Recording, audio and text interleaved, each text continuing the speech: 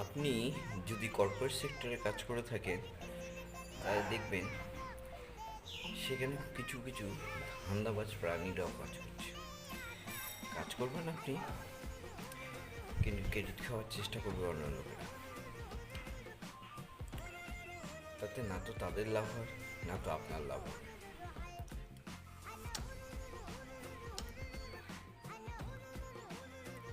খালি লোকসান হয় কর্পোরেটে, কারণ মোটিভেশন সমস্ত কিছু দাজিয়া উড়ে যাবে। বস ওই ধান্দাবাজদের কথা শুনবে, আপনি পরিশ্রম করে যাবেন, ফল পাবেন না। আর কিছু খারাপ সময় যখন যাবে তখন দেখবেন ওই ধান্দাবাজ লোকেরাই সেই খারাপ সময়ে